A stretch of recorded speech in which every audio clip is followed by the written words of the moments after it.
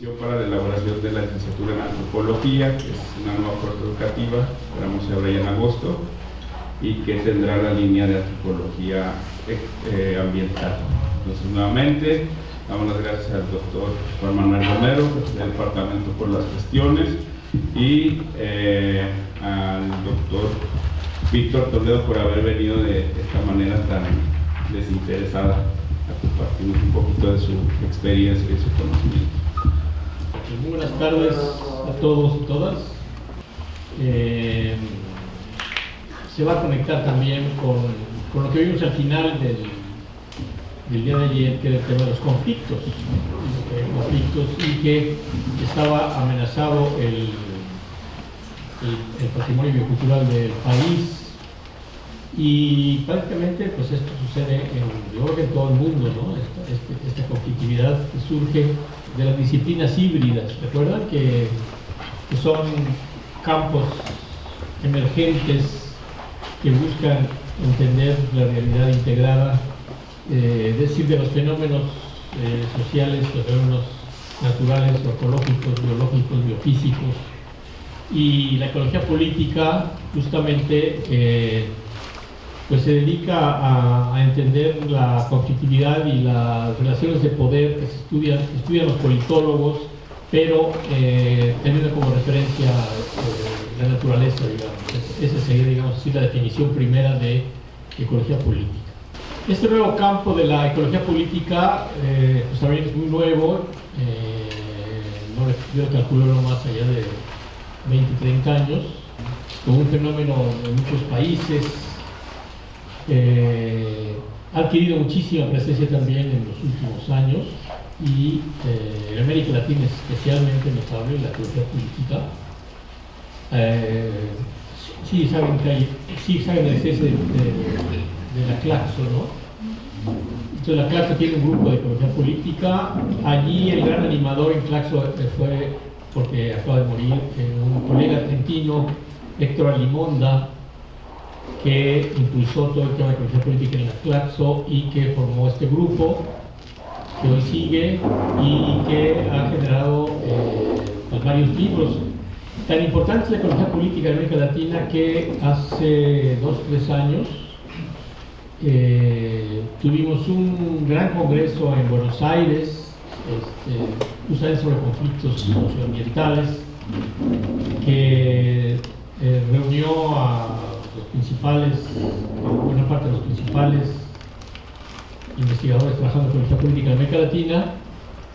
Me tocó a mí, junto con Enrique Leff, que es el otro mexicano que trabajó en ecología política, estar allí, pero interesante porque al mismo tiempo hubo un congreso anterior en Santiago de Chile y hubo otro en Brasil. O sea, ustedes la importancia que hubo parte de 3 congresos en un término de un par de meses. Hubo 3 congresos internacionales de ecología política en América Latina. O sea, da una idea a ustedes de la importancia.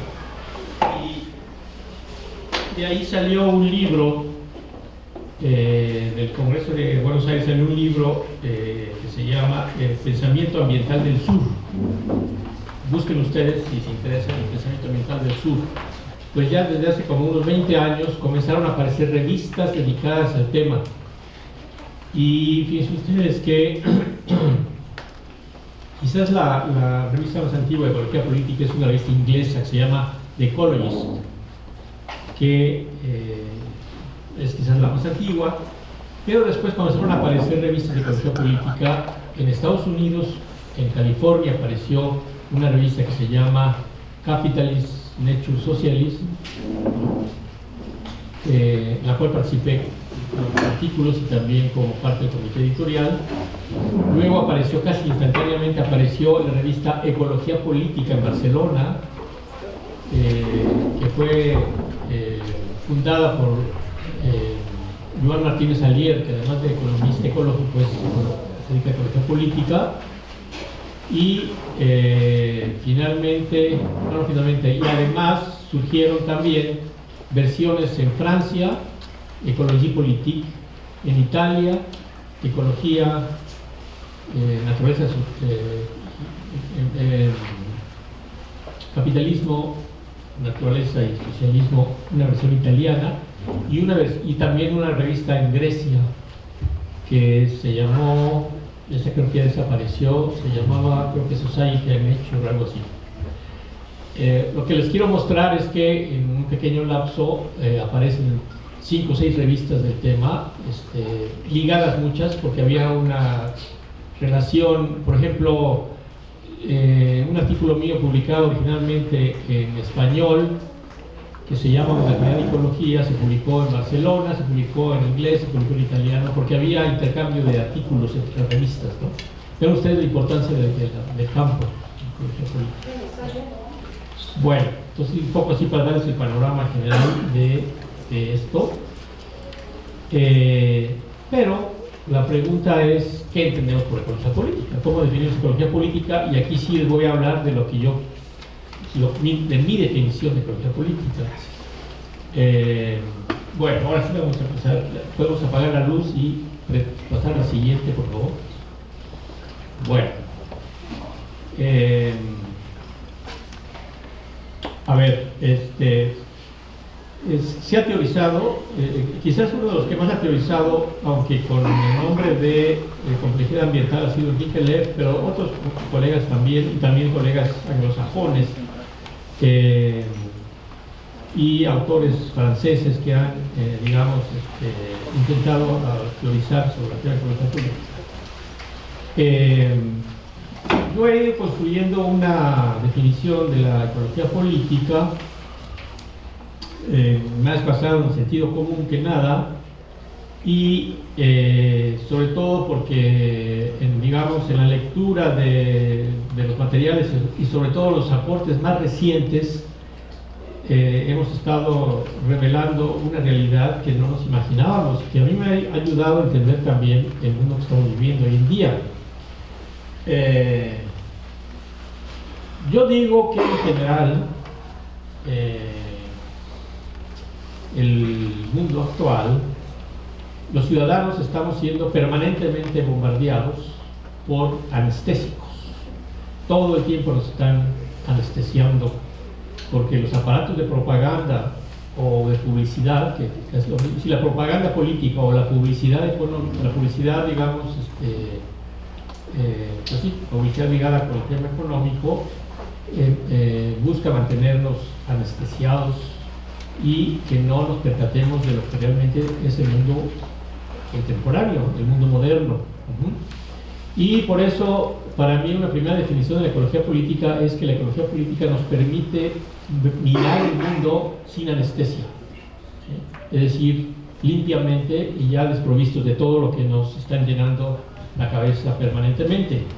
Y digamos, este proceso de anestesiación o de enormecimiento de los ciudadanos tiene que ver con que, ahorita van a ver por qué, pues estamos viviendo una época.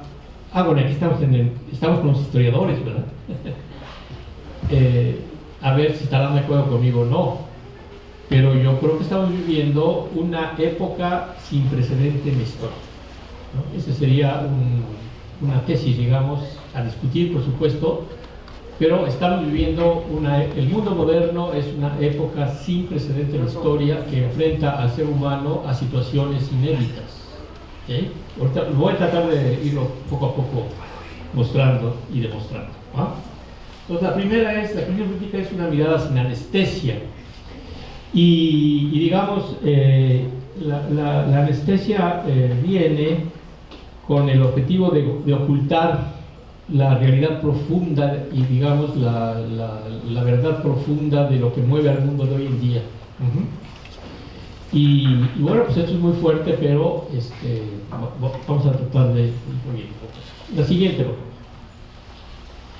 a ver, ayer ya dijimos que desde el punto de vista epistemológico la ciencia es cuestionada por el pensamiento complejo, ¿no? Recuerden ustedes, ayer lo vimos, el pensamiento complejo que intenta remontar la situación de un conocimiento fragmentado, de un conocimiento que separa procesos naturales de procesos sociales, que se olvida de que hay que tener una mirada integral, holística de los fenómenos, etcétera, etcétera. Ese es el pensamiento complejo.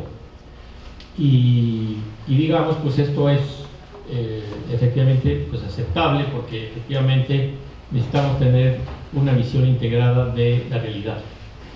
Pero, por otro lado, y esto sí viene fundamentalmente de las ciencias sociales, aparece también el pensamiento crítico.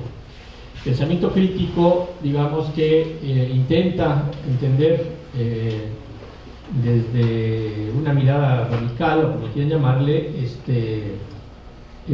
la situación del mundo, y pues se nutre fundamentalmente, por supuesto, de las filosofías de la liberación, de las filosofías emancipadoras.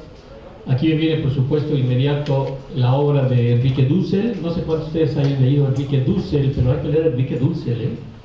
Enrique Dussel, argentino que vive en México, debe tener más de 80 años, Enrique Dussel, y todavía fue el rector, rescató a la Universidad de la Ciudad de México de una crisis. Me impresionó cuando Enrique Dussel aceptó ser el rector para salvar a la Universidad de la Ciudad de México a casi 80 años, es impresionante. Y entonces Enrique Dussel es el gran filósofo de la liberación, ¿no? Le recomiendo también mucho de Enrique Dussel una entrevista que le hicieron en Telesur. Por cierto, para empezar a hablar de una mirada sin anestesia, les recomiendo mucho no solamente ver CNN o ver Televisa, o ver, si es que ven, porque ya los jóvenes ya no ven televisión, yo sé, están más en redes sociales, pero de pronto, no sé si ya se dieron cuenta que al menos en el cable que estamos nosotros en casa, tenemos CNN en español, CNN en inglés, y después tenemos RT. ¿Alguien sabe lo que es RT? Russia Today, o sea, increíble, ¿no? También que ya tengamos ahora el ojo de los rusos en la televisión mexicana, ¿no? Interesante. Pero la otra estación es Telesur, que es la estación de Venezuela. Interesante porque tiene puntos de vista diferentes, ¿no? Y allí hay una entrevista muy, muy bonita de un programa especial con entrevista a Enrique Dussel, y Enrique Dussel, el entrevistador quiere que hable sobre el tema de América Latina y la historia de Europa y toda esta cosa, y el entrevistador le dice: ¿nos puede usted platicar un poco de esto? Le dice: ¿quiere usted un pizarrón por aquí? Dice Enrique Dussel al entrevistador. Y dice: sí, aquí tenemos uno enfrente. ¿Me permite uno? Sí, sí. Y se echa una conferencia de media hora, ¿no has visto? Sobre el caso, por Europa y etcétera. Buenísima, buenísima. Bueno, ese es Enrique Dussel. Entonces, la ecología política de alguna manera... pero el problema es el siguiente, fíjense ustedes. Desde la perspectiva del pensamiento complejo, desde la teoría de la complejidad, se puede ser muy profundo, pero no tener un pensamiento crítico. Y viceversa, el pensamiento crítico puede ser muy revolucionario, o como quieran llamarle, pero puede seguir estando de una visión limitada, porque la mayor parte de los pensadores críticos generalmente son economistas o sociólogos o historiadores que no ven la otra parte, que sí ven el pensamiento complejo. Y yo creo que entonces, por lo tanto, una otra definición de la ecología política es que logra combinar pensamiento complejo con pensamiento crítico, eso es cierto.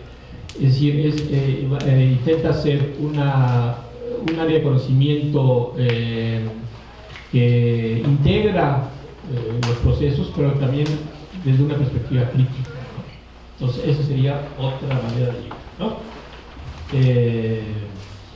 Insisto, la ecología política se dedica al estudio de los conflictos y de las relaciones de poder, siempre teniendo como referencia los procesos naturales, ¿no? El patrimonio cultural de México y de América Latina y de muchos países está amenazado por la expansión de las grandes corporaciones, la expansión de los modelos extractivistas y neoextractivistas, y por lo tanto allí entra, digamos, ya un ojo de ecología política. Para entender qué está sucediendo allí, los actores que participan, cómo se van a resolver los conflictos o no se van a resolver, etcétera, etcétera, ¿no? En una mirada sin anestesia, entonces hacemos un primer gran descubrimiento. El descubrimiento es que una minoría de minorías, una pequeñísima élite, hoy, en el mundo de hoy, explota el trabajo de la naturaleza y explota el trabajo humano.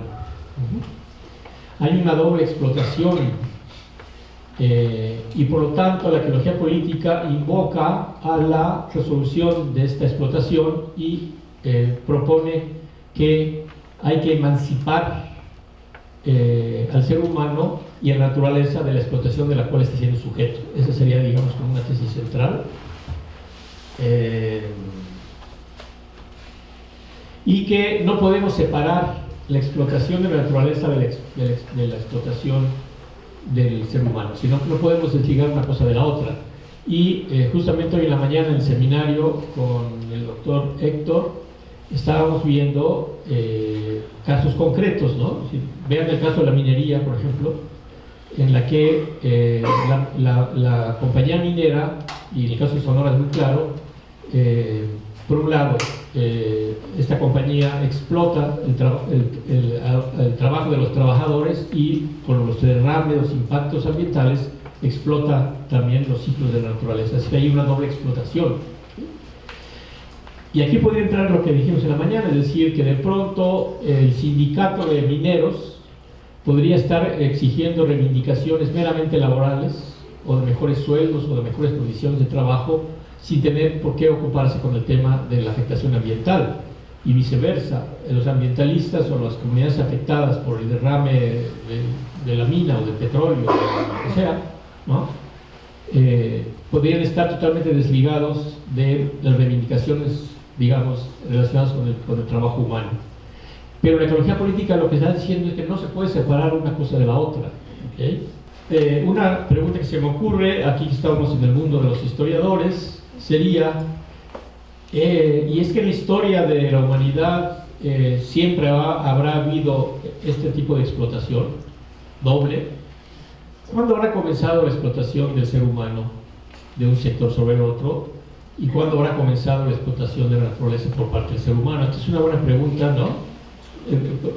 Organicen un seminario sobre esto, sería genial. Aquí en Hermosillo, aquí en la universidad, inviten a varios colegas y hagamos una discusión porque es muy importante. ¿Okay?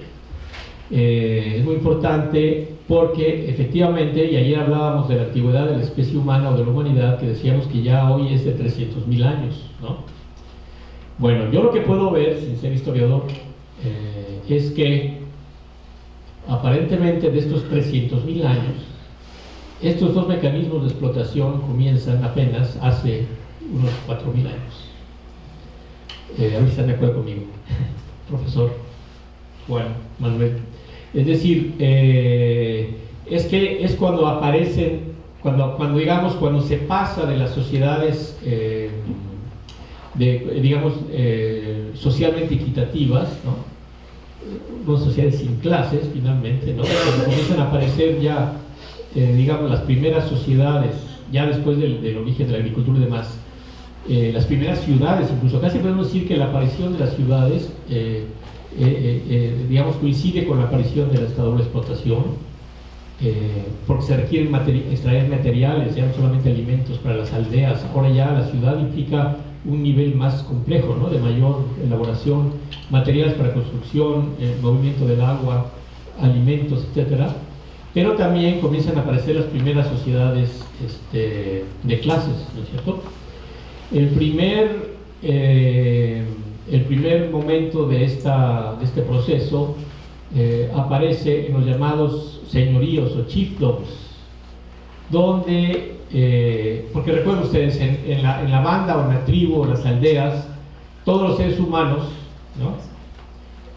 Todos trabajan, digamos, en la apropiación de la naturaleza y no hay, digamos, aunque puede haber, digamos, formas de organización, no hay, digamos, diferencias en el rol de los individuos o de las familias y, digamos, se maneja de manera equilibrada, hay una cierta equidad social, pero el primer momento aparece cuando aparece el jefe, el chief, que aparece la justificación de este jefe para dejar de trabajar y recibir los beneficios del resto, es que es el que comunica a los humanos con los dioses, ¿no? Así es, ¿verdad? Entonces, allí aparece el primer mecanismo de explotación del trabajo de los seres humanos por una familia nada más. Entonces, por ahí están todavía existen los chieftains actualmente, sobre todo en África, ¿no? Recuerdan ustedes en estos países donde aparece de pronto el señor que lo llevan cargando lleno de joyas y de diamantes, ¿no? Lo van cargando, todavía existe esto en el mundo, y digamos, considerado, por su linaje, es considerado como una figura extrahumana, digamos, superhumana, ¿no? Este sería el primer momento, ¿no? Y a partir de allí, con la aparición del Estado, pues ya, esto ya se complicó mucho más, y pues todas las primeras sociedades estatistas, Egipto, Mesopotamia, las primeras, China, India, ahí ya aparece de plano, digamos, la minoría que explota el resto, ¿no? Y se va cada vez complejo, ¿no? Hasta que llegamos a los estados modernos, ¿no? Y finalmente llegamos a la época moderna. Ya cuando tenemos una mirada sin anestesia, pues nos damos cuenta que en la época moderna, pues no solamente sigue existiendo esta doble situación de explotación, sino que está llevada a su máxima expresión. Es decir, la crisis social es consecuencia de la inequidad social, de la enorme concentración de poder económico de una minoría, de la explotación del trabajo humano, etcétera, etcétera, ¿no? Y aquí sí me sale mi instinto de biólogo, es una forma de parasitismo al final. Si lo vemos limpiamente, es una forma de parasitismo, parásitos, una minoría que parasita al resto, ¿no?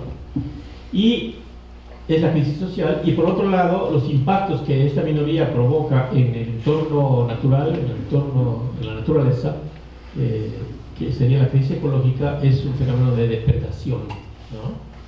Entonces, fíjense ustedes, si nos vemos ahora como hormigas o como insectos sociales, estaríamos definiendo esas formas de explotación como formas de parasitismo y formas de depredación. Es muy interesante que ya cuando vemos la realidad con estos ojos, pues nos percatamos de muchísimas cosas más. Por ejemplo, se han dado cuenta que toda la propaganda que recibimos es para enaltecer, digamos, los valores de las élites, ¿no es cierto?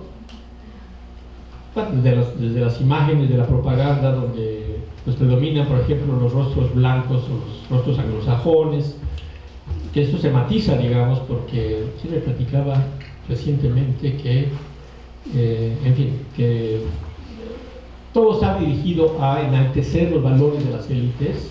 Y bueno, habría una encuesta en México sobre qué piensan de Carlos Slim, por ejemplo, o de los, ¿cómo se llama el de aquí de la Germán Larrea, o los grandes propietarios televisivos. Y todo el mundo ha sido alimentado una imagen casi de un héroe, ¿no? Pero en realidad son parásitos, están explotando el trabajo de los otros seres humanos. Claro, se adorna con una serie de cuestiones, y lo mismo sucede con toda la propaganda de las grandes corporaciones, ¿no? Por ahí yo tengo escrito más de un artículo de, por ejemplo, lo que hacen las principales corporaciones para lavar su imagen en relación a la explotación que llevan a cabo. Es impresionante.